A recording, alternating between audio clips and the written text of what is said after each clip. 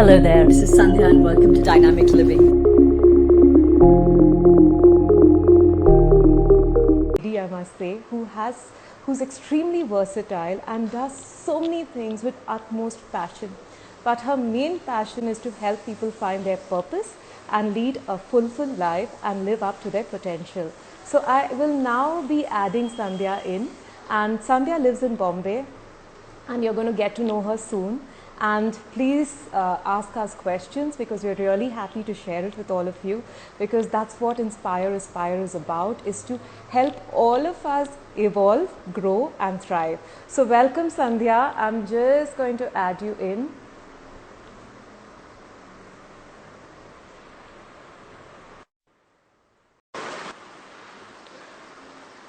So waiting for Sandhya.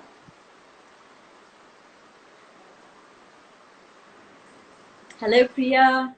Hello Sandhya. Finally, I I know. have I have been eagerly waiting for this, and I have been excited about this particular chat like a little child. I have to agree. I have to admit, sorry, because once again, please welcome Sandhya, a very interesting person, a very knowledgeable person, and I think the number of courses and everything that Sandhya has done, she has so much of wisdom to share with all of us here today.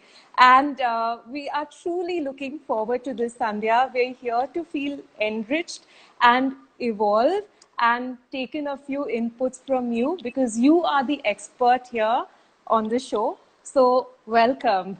Thank you so much, Priya. I'll give you a disclaimer at the outset. I'm very much a work in progress. And I'm, in fact, every day I'm humbled and amazed at the courage and just the drive that my clients show. So if anything, it's their progress and their journeys, their unique paths that inspires me to do what I do day after day. And I see we both have got the sari memo, so we're all yes. set. That's so nice. Yeah, and I was again very inspired by everything that you've posted, your videos, the way you speak, the way you look. And being an image consultant, I'm always looking and seeing how everyone dresses up, and I give you 100 on 100 in terms of everything. I think it's like outstanding. That's so sweet. You always sort of, I think with a lot of us, we're never really sure about, what's going to work, what's not. And finally, I just started, like, I have teenage boys, so I would always ask them, like, guys, do I look, am I projecting the wrong image? Am I coming across like I'm a teacher telling you what to do? And then finally I said, you know what, I'm just going to stop obsessing about it. And I will just go with what feels most authentic to me, what I feel most comfortable in. And I am a colorful person. So I said, you know what, I'm just going to celebrate this. And this is also a chance for me to wear all of my saris, which are all like 20 years old or more. And I enjoy that. And I also feel that, how you present yourself to the world, it's like a gift to the world. I think, somebody's come who's uncertain, who's tired, who's conflicted, and then when they see somebody who's showing up with brightness, with compassion, with calm, I really do feel, and neuroscience has proved this, that you sort of balance out and you sort of draw energy and you draw strength from that. So that's my endeavor, and I'm so happy that somebody like you is appreciating it. So Thank you. it's lovely, Sadhya. Keep it going. And I have a few questions to ask you, because I was extremely intrigued. You're from the National Law School, correct? Correct me if I'm Yes. wrong. Yes. And how did that journey begin? I mean, a lawyer and then changing to a wellness coach. I'm extremely intrigued by that whole process. I'm dying to know that. Well, there were many, many pit stops along the way. And in fact, coming from the 90s and Gen X that I do, the question I've been asked most in my career has been that, and I'm so happy that you've asked it the way, like, out of curiosity, and rather than, oh my God, you did a law degree and now you're wasting it. So I think it's taken me a lot of years to just come to terms with the fact that, and I see this now, that it's so unfair to ask a person who's of 18 or indeed 21 or 23 or whatever age when we graduate to really know what they want to do for the rest of their lives. For a lot of us, things do change as they must, as we grow.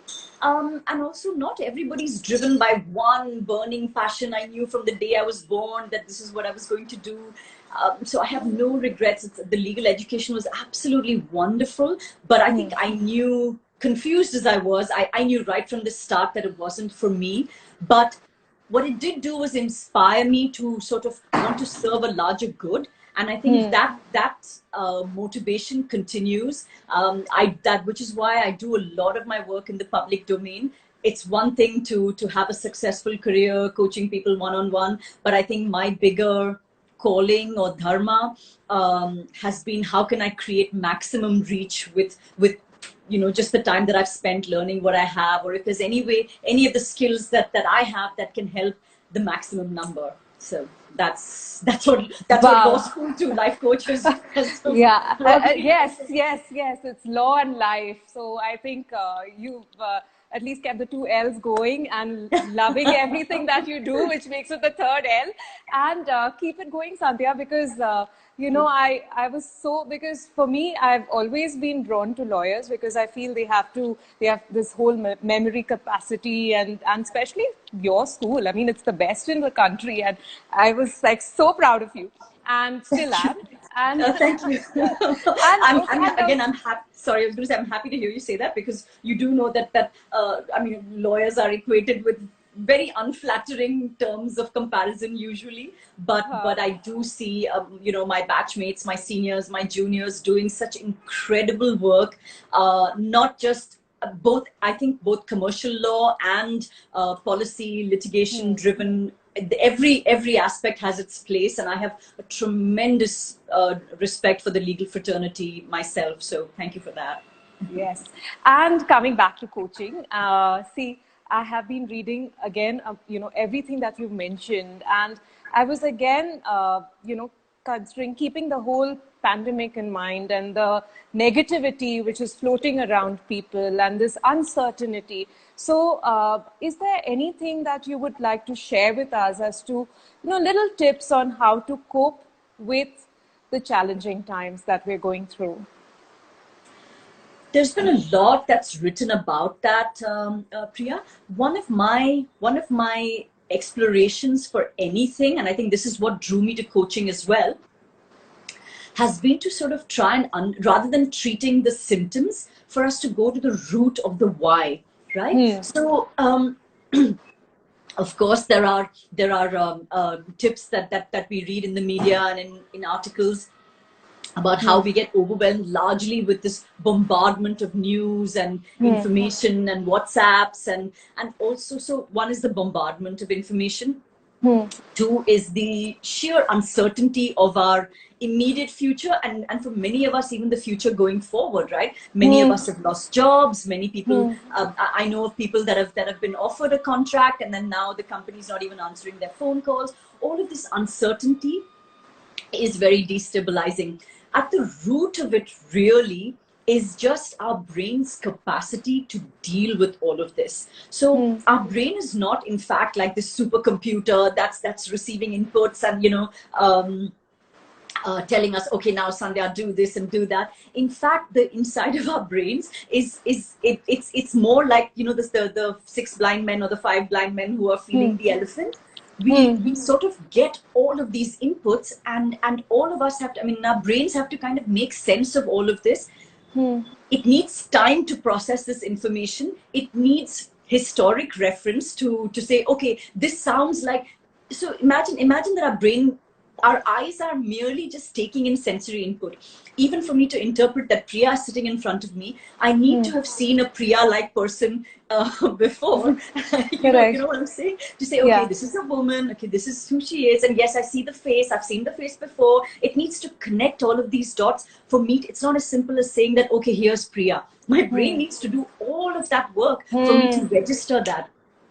So it's actually a fairly complex process. It's just that we do it so unthinkingly, and we have had references for everything, right? I know what the feeling of getting something new, like a job, feels like, because, when my mom brought me a toy, I had the similar feeling. So we're able to connect these dots.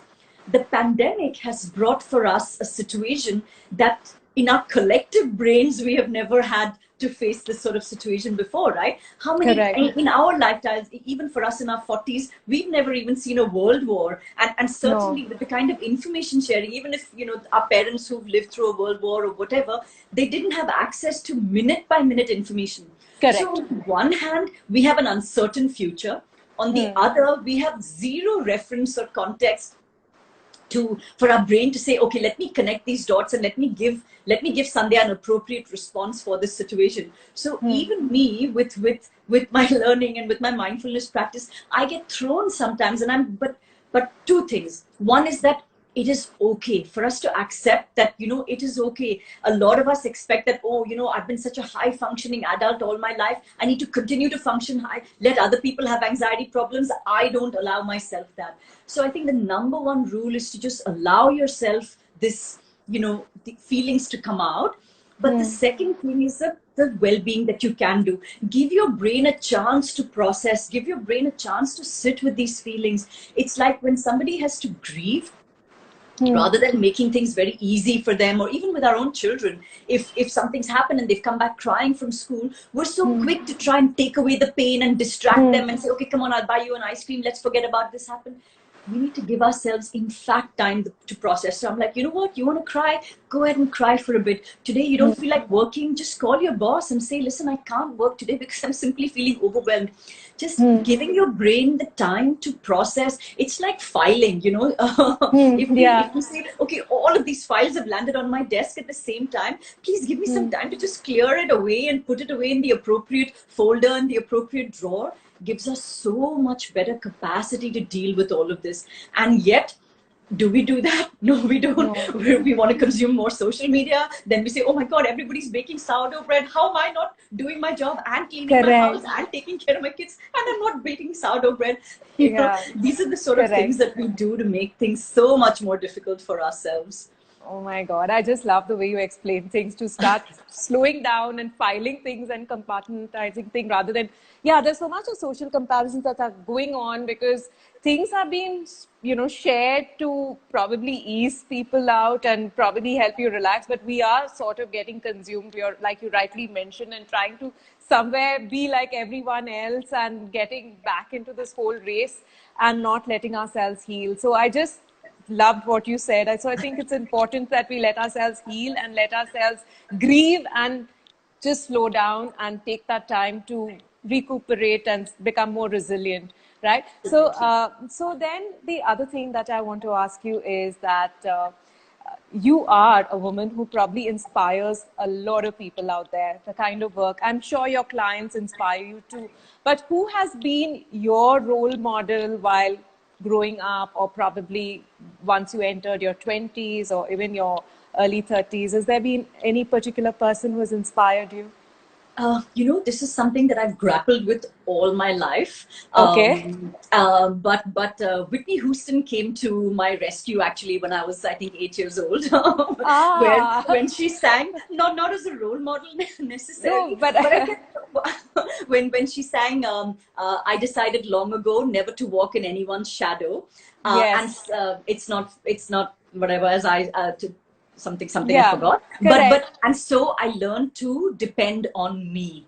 All Okay. my life I felt like, I'm so messed up. I'm not doing enough. I'm not doing this. Let me look at how somebody else does it. And now with both a philosophical study behind me, with mindfulness practice, and indeed with my coaching training, the one thing I have learned for myself, and this is something that I help my clients with, is that, what, we often want to emulate other people. I have so many clients who come to me facing burnout because they're trying to like emulate Elon Musk and stuff. So I've just finished writing a book. It's still with the publishers, but I said there that if you want that lifestyle, so I'm a big fan of Prince, the musician. Oh, So I I'm like, love if you Prince want, too. oh, you do too, okay, great. So I said, if you want Prince's lifestyle, if you want his fabulous purple mansion, and if you want the Yeah. giant, fountains and the giant purple pea, then you got to also learn to live with the pain that he lived with. You got to learn to deal with the struggles that he had as well. So you can't cherry pick one. You can look at other things and say, oh, you know what? I love how she speaks. Maybe this is something that I'd like to try. But at the end of the day, how you speak has got to be uniquely you. You can only keep up something, a construct for a while. In fact, the entire definition of a midlife crisis is when people feel like they're living lives that they ought to be leading, or that somebody has told them that is the right way to do, or you know what, join financial services, you'll make a lot of money that way, and you've been doing all of these oughts and shoulds, and this is my definition of success. And then like 40-45 is sort of like your half point in your life, and you suddenly stop and you say, my God, whose life have I been leading? None of this feels natural to me. And when you're doing something that's not natural to you, in a sense, it's like you're going up against a headwind. Every day is like, I'm going to win over this. My willpower is going to push me through. When he's there, I'm not going to rest till I'm there also. All of these are external artificial constructs. They work up to a point, but in the long run, they will wear you down. I equate it to like cheese going against a grater. That grater, as long as you're going to keep scraping against that grater, guess who's going to win? Is it the grater or is it going to be the cheese? I don't know. Yeah, you decide correct. No, no, I like the concept where you mentioned that, I am enough, and, where you start being your own role model, understanding what you love doing, the life you want, and then working accordingly. That's amazing. Because even recently I read this book by Maria Shiva called I Am Enough, and I loved it. So now going back to the book, I want to know, what is the book you're writing about? In a sentence, it's the book. It answers all the questions I had as a, teenager to young adult. Okay. I think we're so judgmental of ourselves. So it's based on my philosophical studies. But one of the beauties I found with a philosophical question, and there's a line from the book Sophie's World, where the voice in the envelope, and I won't say more, you have to read the book, says that who is a philosopher? A philosopher, I mean, all children are philosophers because children ask the question, why? Right? Correct. And as adults, we just don't give them the space to ask that question. And as adults, we lose that sense of wonder, and we stop asking why. So when we have that why question, it's very important that we answer that. Why do I get angry? Why am I born? Why are my parents like this? Why am I like this? Why am I not 6 feet tall and am I 5 feet tall? These are all. If we just keep asking the question of why as children do, that makes us actually philosophers. So I've used and the wonderful thing about any kind of philosophy is it's not based on authority. There's no, this person said this and that person said this. All along, I say this is a scientific process. You hear what I'm saying, ask your own questions, build your own hypothesis, and go ahead and test it out. And if it's working out for you, then you accept it. If it's not working out, come back to the drawing board, build another hypothesis. And that can be the only reality for us. Even our concepts of like universal morality and stuff, there's no such thing in philosophy. You have to be able to answer the question. If you look at the Mahabharata, for example, it's actually a story of two sets of cousins fighting till they kill each other. Where's the morality in that? And yet it is a story of dharma, right? So if you just ask the question of why, the minute you ask but why is Arjuna going to kill his cousin? Isn't that bad? Say, keep quiet, don't ask these questions. But I'm saying, please do ask the questions, because you will get your answers there. Correct. So that's the goal. But I've written it like in entirely exactly the way I speak.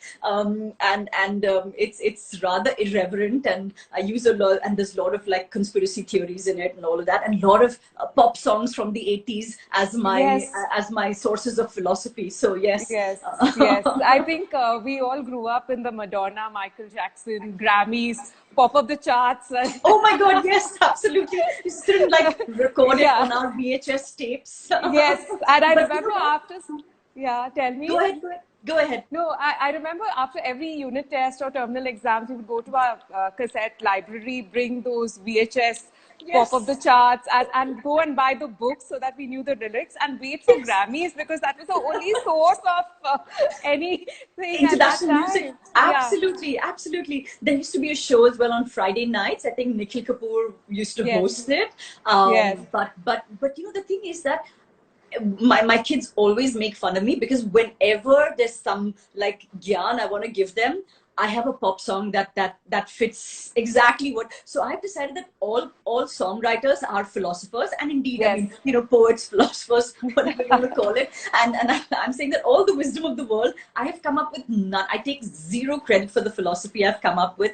I'm like, there's many philosophers that have said this, but also many songwriters that have said this as well. No, So I can find the right song for the yeah, occasion.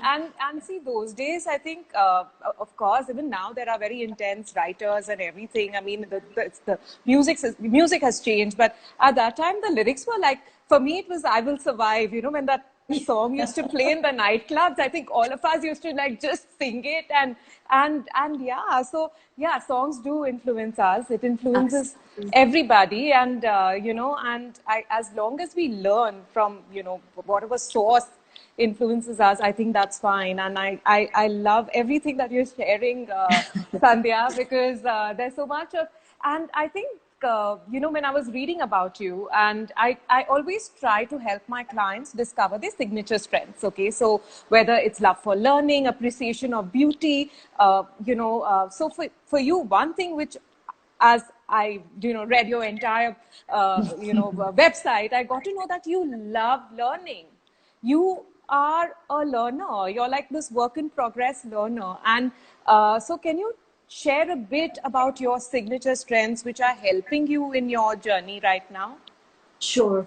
So one of the I'll start with a slightly broader perspective, which is that Yes. one of the fallacies I realized with both my thinking and with a lot of the sort of issues that clients come to me with is the feeling of not having reached a particular place. Okay, so I've learned that the measure of your success is not where have you reached with respect to somebody else, but really the measure of your success is what was your starting point, and what is the work that you've put in on that journey, and where do you want to go, right? So do keep in mind that excessive learning can also just be like an ego boost. There is in all of the egos that we have, in all of the arrogance that we have, intellectual arrogance, or just the kind of, so there's different kinds of greed, right? You can have greed for material objects, you can have greed for the affections of the others, or being better than others. You can also have greed for knowledge and being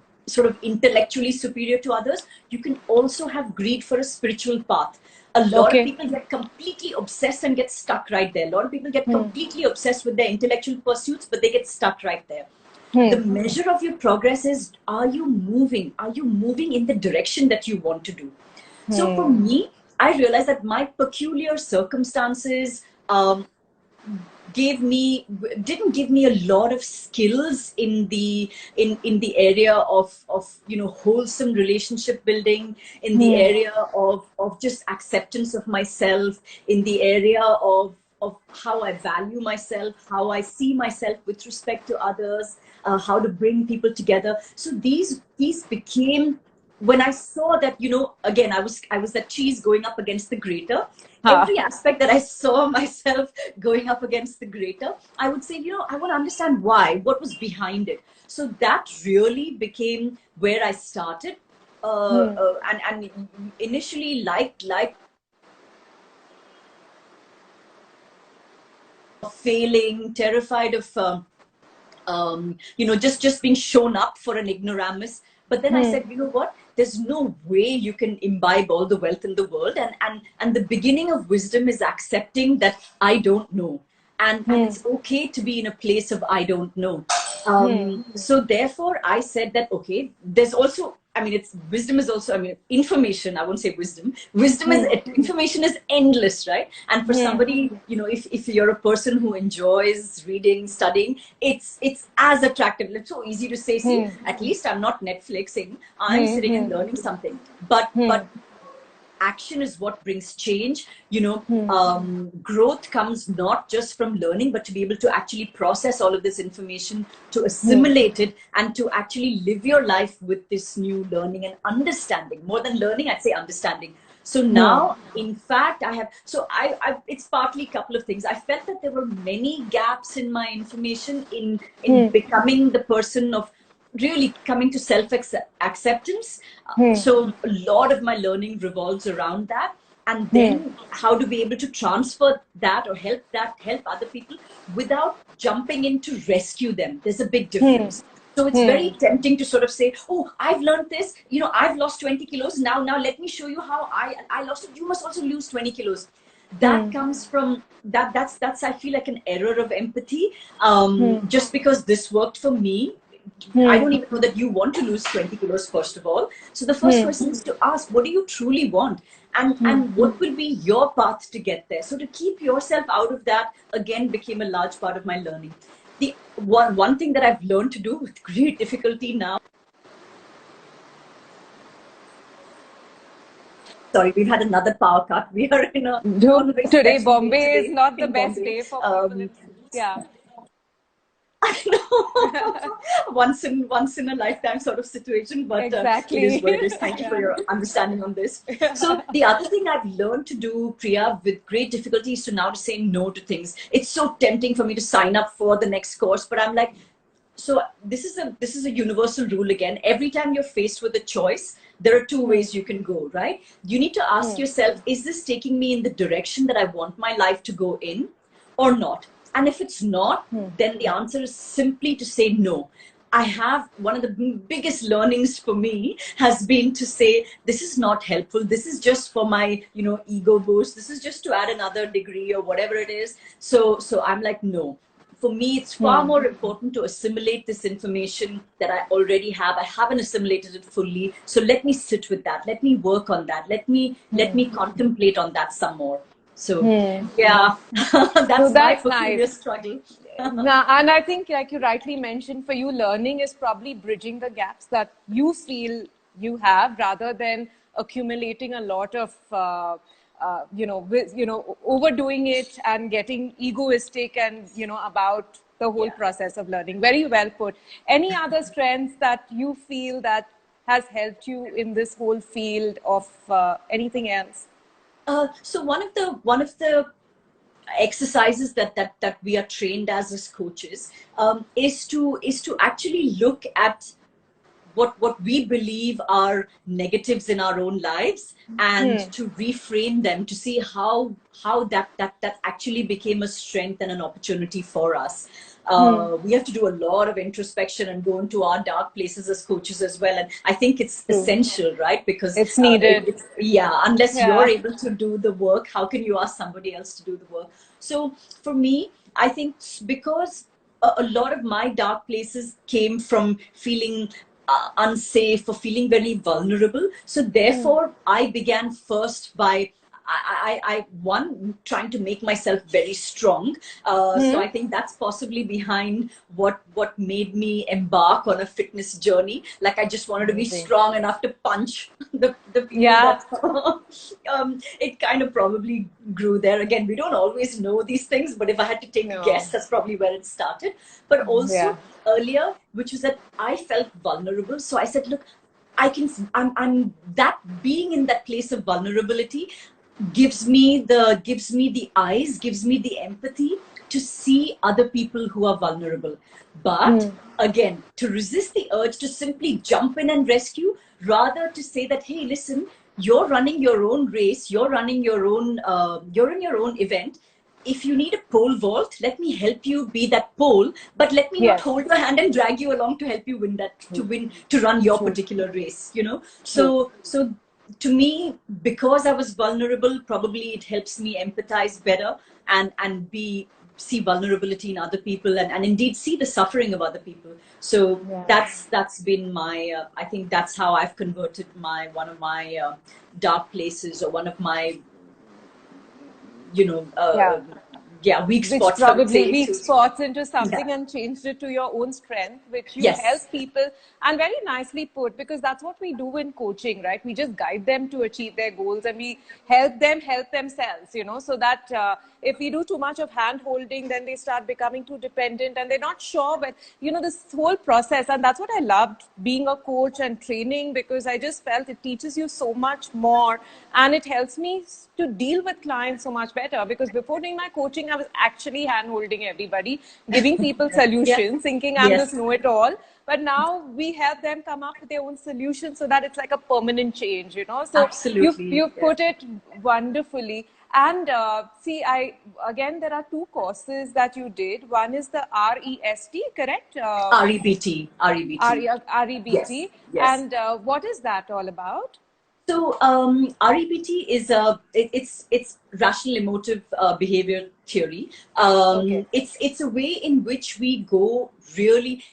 It's the question of asking why. Really, you know, Okay. we it it Yeah. it it it straddles both the worlds of positive psychology, also therapy, but really it's a process of just inquiring into how we are feeling the way we're feeling, why do we feel the way we feel, and then once we identify these feelings, we sort of reframe them. So, like I said, you know, the same situation that I felt in my childhood, a place where I felt very vulnerable and felt very unsafe. So I would go back to that place and say, Sandhya, you know what? You're okay. Let's reframe that now. I mean, it's obviously a little bit more technical than that, but we Yeah. reframe what we think of as our dark spots, and we say that, you know what, we're okay, we've survived and we've come to here today. How are we going to now look back on that memory in a way that can be our strength today, that gives us compassion today, or that we're able to process that memory as not something that damaged us,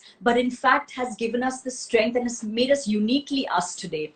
So it's a Oh, very wow. powerful therapy. Albert Ellis is the father of REBT. CBT is its more Yeah, popular known. cousin in Yeah. that sense, but REBT is really the precursor to that. So for me, I felt REBT was a lot more holistic and just sort of went deeper into the process. So it was what I chose to explore. Again, I don't follow anything like to the T. I'm above all else, I want to be fully present for my client.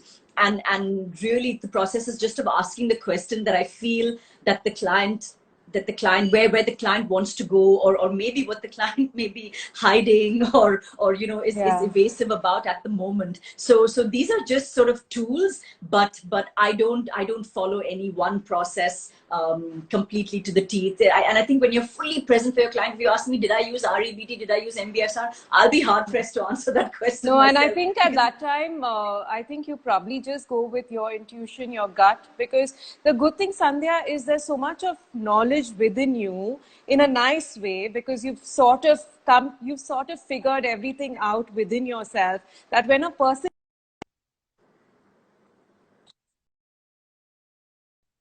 sit there, open, listen to them, and then it all comes back in various forms, and you're there to help your client out. I think that's the beauty of the way you've done things and the way you're doing things, because it's just so based or client based, right? Depending on what that client wants and how you would like to Absolutely. help him. It's like no Yeah. specific method. Because and I see it, because Sandhya, you are a very fluid person. I mean, when you talk and you have so much of you're creative, you're artistic, and I'm sure that even reflects in your coaching, because you do come across like that, where you are flexible, you are there to just make sure that your client evolves along with this whole process. So wonderful, Sandhya. I think the way you've been doing things, and that's why I was extremely intrigued to find out about all this, because when you read these things, you're like, oh wow, this sounds interesting, and how beautifully you're putting it all together.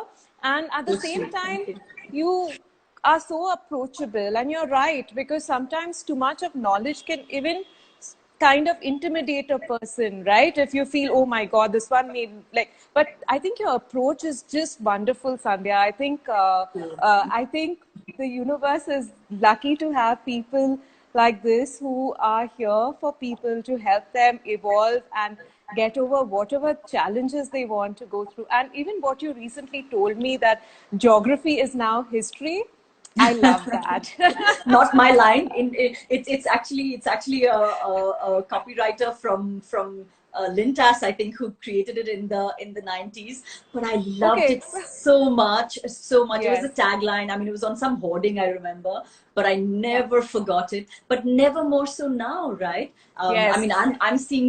I'm sure as well as you do. We see clients from all over the world in different time zones, and really also, when you look for what's common between us, you can see so much. If you look for Yeah. differences between us, you'll find them as well. So where Yeah. you choose to put your attention is really what you'll see. It's really the world that you manifest as well. So I think never before has there been a call out to us to just awaken that consciousness of we might Yeah. be geographically separate, but really nothing separates us today, as we're just Nothing. one people. We're just one Yes. world. And just look at it. You and I have never met before. I mean, this is our first video call that we are having, and it's so great. I feel that there are so many things that even we have sort of stepped out of our comfort zone in so many areas where we actually speaking to people we've never met before, but at the same time reading about them. So you've already understood and you've already connected with that person, because I think that's what's happening, and the same thing's happening with our clients as well. You just find a connect through this platform, and I think it's brilliant. So Sandhya, it was absolutely amazing talking to you, and before we sign up, I ask this to all my guests. What's your message to the people out there, like Sandhya's mantra, or something? Just, it can be from someone else, it can be from a song also, it need not be original. Oh, don't get me started. No, it's I, interesting. I will just say, when in doubt, simplify. When in doubt, Lovely. just simplify. You know, Amazing. it's been the answer for everything that every sort of conflict that I've encountered so far in my life Yeah. personally, and in the lives of my clients. That's it. True that. Because I think that's an amazing message for everyone watching, because don't complicate life. I think this by default, this time has come for all of us to slow down, enjoy this whole process. We're never going to get this time again with our family, with our kids, with our, all of us are together, and we're Yeah. going to miss this moment the minute we start life again. So I just feel what you rightly mentioned, don't be too hard on yourself, simplify things, and just relax and enjoy this whole phase. So I brilliant. Thank you, thank Yeah, you. I was going to tell say, I me, will Sandhya. add though that when you actually cut out a lot of noise from your life, your capacity for positive action increases manifold, Priya. I Wow. always thought, oh my God, I'm so busy. How can I do this? Simplifying, when you're doing 10 things rather than 50, you do those things with so much passion, with so much focus, and with so much impact. Hmm. It's not just about ticking a box then, and really you become also other regarding the way you can impact other people's lives. And this can only happen, a busy brain, a distracted brain, we Yeah. know now, is Yeah. going to be very, very self-serving, because we're constantly looking for threat. So yes, when you simplify, you also create greater impact in the world. So that's another reason I to do I it. love that. And on that note, thank you so much, Sandhya, and wishing you the very best. And I hope I can get to see the lovely you when I come to Mumbai, and or if you visit Hyderabad. And keep it going and keep inspiring all of us. Likewise, Priya, you've been an inspiration, and it's been an absolute delight Thank and you. honor to be here today. Thank you, everybody. Really, really Thank appreciate it. you, Thank you for Sandhya. the sari memo as well. So, Yes. bye Yeah, same bye. here. That's what this show. I mean, I feel so happy and invigorated because it gives me a chance to dress up and put on a bit of makeup, and I just love it. Absolutely. So I look forward to doing my lives. It's my new way of living, and absolutely, absolutely excited. All Love right, it. Sandhya. Thank you. Bye, Bye. Priya. Thank you so much. Bye bye. Bye Bye. bye, everybody.